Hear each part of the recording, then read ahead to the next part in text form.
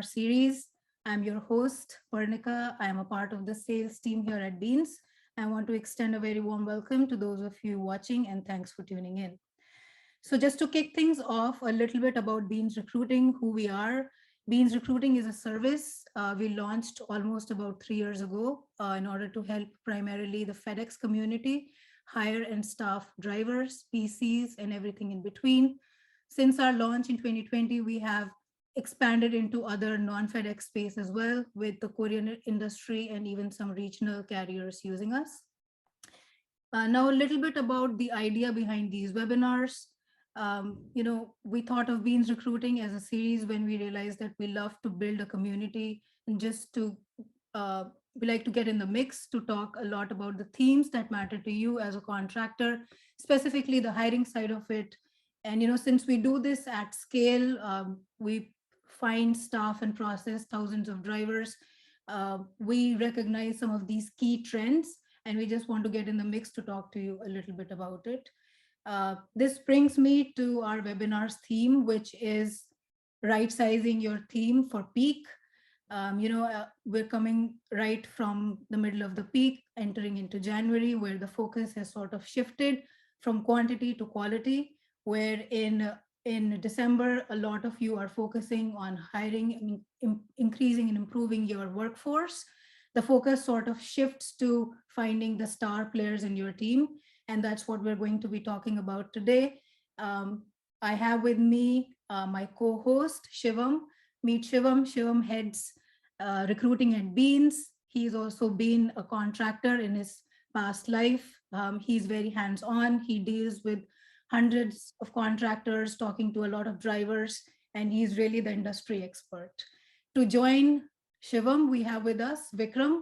Meet Vikram Sikhan. He is an ISP himself out of Central Valley, California. He runs out of multiple stations, and he also heads business development at Beans.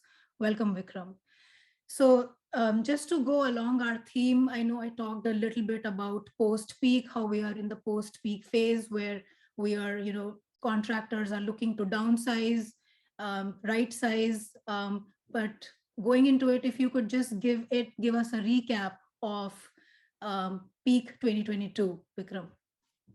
Yeah, before exactly I get into January and what we do, let's just start with what happened in 2022.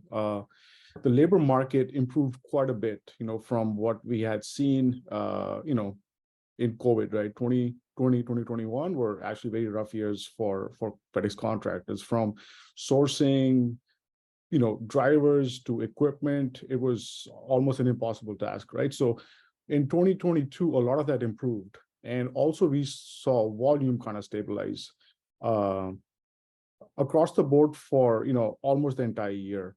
So as far as staffing is concerned, our strategy was more along the lines of maintaining a constant pipeline throughout the year so that, we can build a better quality, over time. And essentially what that means is in most peaks prior to 2022, we would see these ramps in hiring that we would do, in September, October, and sometimes even like early November. And what we found out was, we ran into a lot of issues around the quality of service and also accidents in general. So this year, our strategy kind of helped us quite a bit, where we never really stopped recruiting. So I think that was kind of the major recap for 2022. Awesome. And Shivam, going back to you, what would you define as some of the challenges in 2022? Yeah, no, absolutely. Thank you so much. Like what Vikram said, right? So 2020, a part of 2020 and most of 2021 was extremely challenging and brutal for FedEx contractors all around, but specifically in recruiting. The labor market was the tightest it's been in decades, and it was almost impossible to find people in some parts of the country. 2022 saw a lot of reversal back to the norm, especially towards the second half of the year, where the labor market got a little bit more normal. I'll still say it's tighter than it was maybe in 2019. The quantity problem was getting solved. However, like Vikram said, quality still remains a concern. You're not seeing great drivers come into that level that we saw in 2020, early 2019, and thus what we saw the ISPs kind of shift towards trying to find their rock stars, their all-star players. Having spoken to a lot of these ISPs, and I'm sure Vikram can agree, the only variable really in an ISP's absolute control is his workforce. He can't really control volume, can't control his CSA on a daily basis. He can't control the trucks. He can maintain the trucks, but there's only so much he can do. So the big variability you have is the productivity of your team, the safety and service levels of your team. And that kind of goes to our theme around quality. And we saw majority ISPs shift to the second half of the year when they realized that peak wasn't going to be the surge they were used to the last couple of years. They realized that while they wanted a pipeline of candidates, they were just being significantly more selective. They were being more selective in finding that diamond in a rough, finding that that all-star, the rock star driver that we are all looking for.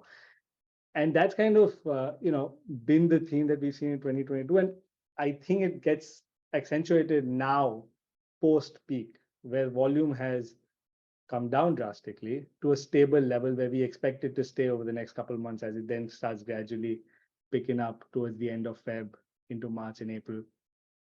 And now is kind of the time where ISPs have extra trucks and extra drivers, and a lot of people have stopped recruiting, and thus kind of naturally move through the extra drivers that they have as they move on. However, a lot of the smarter, larger ISPs, but we are seeing continue to recruit consistently. That does not necessarily mean they're adding that many team members, but they're kind of looking for those people who can do that 150, 170, 180 stops a day, who can maintain high service levels, who can maintain safety. We've started seeing people get a lot more picky on terms of the experience the drivers bring with them. Before it was like, hey, 1 year Uber driving experience, that's plenty for an L20 driver. To now it's come to a point where they want 2 years, 3 years box truck driving experience. They want X delivery driving experience. And those are kind of the trends that we are seeing on the recruiting landscape here. Got it. And let me ask you this, Shivam. So we talk about the star players, right? What I wanted to understand was, even from you and Vikram, like, are there any telltale signs of these good drivers as you in the recruiting process, and if there is a way to early identify those drivers? No, absolutely. Maybe I can give a little bit from my side, and I think Vikram would have deeper insight in this topic. So it's really difficult, right? It's difficult, no matter how much you speak on the phone with someone, it's difficult to identify, a good versus bad. Yeah, there's certain very obvious signs. If someone's a self-starter, if he goes ahead and does a first advantage application himself, if he works with minimal instructions, these are the very basic signs that point towards someone who might be slightly better than the rest. But that being said, especially as the labor market loosens up, we're seeing a lot more of those people as is. Unfortunately, unlike most traditional industries, the resume, according to us, has close to zero value in this industry for a couple of reasons, right? Firstly, almost always it's just factually incorrect, unfortunately. Second, we don't know the circumstances of why someone switched 5 jobs in the last 2 years, or why someone, or the fact that he stayed the same job for 3 years. It really doesn't say much towards to a driver's caliber, to a driver's attitude, to a driver's service levels. We did try to address that last year by introducing, an industry first async video interview. So, at Beans Recruiting, every P&D driver now goes through a video interview rather than a resume. And we believe a video speaks a lot louder than their resume, where we get a little bit better sense of the candidate, his motivations, a little bit of his history, why he wants to do this job, where he's coming from, what his experience is like. And that kind of gives our clients a little bit more insight before they call them in and waste 15 to 20 minutes with someone, on a face-to-face interview. That being said, while we hope that adds another filter, we're still looking for that perfect telltale sign on who's a good driver versus bad. And it's very expensive, as Vikram can, I'm sure, confirm, to hire a driver because he speaks the right things, his resume has the right experiences, and then to train him for a couple of weeks, only to then find out that he's unable to match up to your expectation, is a very, very expensive ordeal for a FedEx contractor. And we work very closely with our clients to try to identify certain signs, try to identify certain tells that can help us screen better. But Vikram, we'd love to hear from your experience of what you're seeing as indications of success. Yeah, I think you pretty much nailed it on the head with what you just mentioned. What I would add to that is, when we get candidates that are eligible from Beans Recruiting, right, what we try to do is have an in-person interview with the business contact, right? And that typically happens at the station. So for folks that don't have delivery experience, what we want to do is actually show them that this is typically what your day would look like, right? And being very realistic on what business we are in and what to expect, like on a day-to-day basis. After that, we do very comprehensive road tests, right? This is behind the wheel, just to ensure again that the person that we are employing is actually safe, because this is again very, very critical to our business, sometimes more than even service. So as far as quality is concerned, yes, we want to be able to establish, with a very high level of confidence that the person that we are, in the process of onboarding, meets our expectations. And we try to be as transparent as possible on, a lot of things. It's interesting, Vikram, that you talk about the road test and their ability to drive. So I have seen that as a major point of kind of sort of disagreement with a lot of contractors. So I've seen contractors honestly fake a road test or not give it enough importance, spend maybe a couple minutes driving across, from like 20 meters from one point to the other within the terminal, and just check in and signing it off. What are how much time does your BC spend on a road test, and have you seen an ROI on that? And is that something you've been doing recently, or have you been doing that from the past? So we've been doing this, from the very beginning, right? So we take that road test also almost again an extension of that interview, like almost a conversation, right? And that allows our business contact to almost get into the head, of this candidate, what drives them, what motivates them, what is the expectation of this job, right? So again, trying to bypass this step, I think will only hurt you in the long term. I mean, interview aside on the safety part, right? And FedEx is all about safety, and now all of the contractual changes that are happening are around safety. So this is something that we would never compromise on.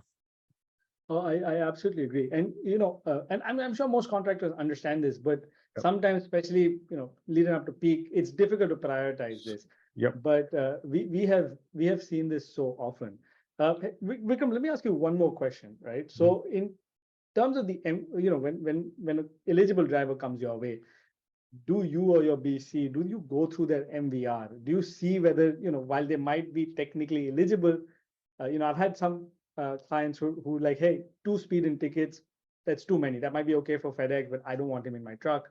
Or, oh, he had 1 super speeder, that's no good. I'm not going to risk it. Is that something you put emphasis on? Yes, absolutely. And the reason being, again, when we call, Beans Recruiting, we are not at that stage where, we would have to compromise on a lot of things. And again, this is what I have, personally noticed, amongst, maybe even some of the newer contractors. They try to get into recruiting, as a service when they realize that they cannot do it themselves, when it's already too late, right? So at that stage, when you have almost routes that might be sitting, right, people have just quit at that point, and I can understand where they're coming from, right? So it's just, meeting expectations around this criteria is probably not, at the level that we would operate at. I understand. So here's one thing I wanted to share with everyone. And Vikram, of course, I'd love your opinion on it. So something interesting that I've got as a feedback from contractors is that rather than doing a 1 day, 15-minute face-to-face interview, especially when they're slowed down and the volume of recruiting is lower on their end, they do spend 10, 15 minutes on a phone with eligible candidates, and then they select a couple people who they invite for a full day. They invite them for a full day to do effectively a ride along. Yep. And typically with the BC or the lead driver or the trainer, who's probably doing a full day, 100, 150, 170 stops, that does a couple of things, right? So first, obviously, it gives them a stark view of a daily, day in a FedEx delivery driver's job. But the second thing what it does is it allows, kind of the BC or the lead driver to size the candidate up, to understand in depth of what he's built of, making him, use him as a jumper for that 1 day, putting him through a lot of the paces. And they've told me that has helped them significantly improve their quality of picks. It's not foolproof, but it seems to be playing a better role. So it might be expensive in a way that you're paying them a daily wage of maybe $150 effectively an interview, but it seems to be paying dividends for these people. What are your thoughts on this, Vikram? I mean, that's exactly what we do, right? But at that point, we've almost onboarded, the driver, right? So, and this is literally after getting, all of the approvals, making sure that DOT is done, physical, drug test is done. That's typically the first thing they will do is jump on a truck with a lead driver or with a BC and essentially go on a full day's route. And then what we do is we ask them, again, another conversation. Hey, what do you think? I mean, what are your feelings about this job, right? Because again, you want to make sure that, the candidate is the right fit. I mean, this job is a right fit for them as well. So the sooner you can do this, the less of a financial impact it's going to be on the company. Honestly, I feel like if a candidate has been with you so far to go through all of these tests, like Vikram, you said, they are already onboarded. So that is one of the telltale signs that if he's ready to go through all of those steps with you to prove that he is going to be a good candidate, we know that he is going to be a good candidate. Which brings me to my surprise question to all of you, to both of you, actually. As I was thinking about it, the job of a driver, as we all understand and we know, it is physically a tough job, right? Running 140, 150 steps, some of these apartments, running up and down the stairs. When you get a female candidate, as as someone who's applying in the hiring process, do you differentiate, or how do you screen a female candidate given that the job requirements are so physically tough? Okay, let me take that question head on, and let me save Vikram from potential legal issues. So as an outsider, and I won't sugarcoat this, we do get certain clients that tell us that, hey, I have a lot of heavy packages, I have a lot of rural routes, I'd prefer, females, or even within males, I'd prefer someone with a certain age group or certain build or certain weight. And I understand where people come from. Nobody wants workman comp claims. People need certain level of efficiency. However, I can tell you from my personal experience running our routes, and I can tell you from feedback I've received, that it's not that straight a line that you can draw. You can't be like, hey, this is a girl, so she's not good. Again, I had enough females who worked with me, who could do 170, 180 stops and be back home by 3 p.m. I had enough guys who could do it. Our lead driver was 54 years old. He was a FedEx delivery driver for like 16 years. If he would have randomly applied to some of these clients I'm talking about, they probably reject him by just looking at his resume. So my biggest tell here to everyone, whenever they tell me that, is listen, get them in for, at the very minimum, a 15-minute road test. Give everyone the opportunity. If you're worried that he can't pick up, a 100-pound package, make them do it at the terminal.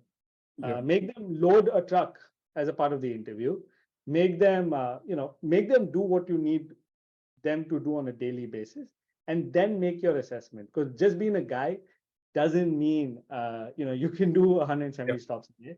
And Yeah. similarly, being a, slightly older or being a female doesn't mean you cannot.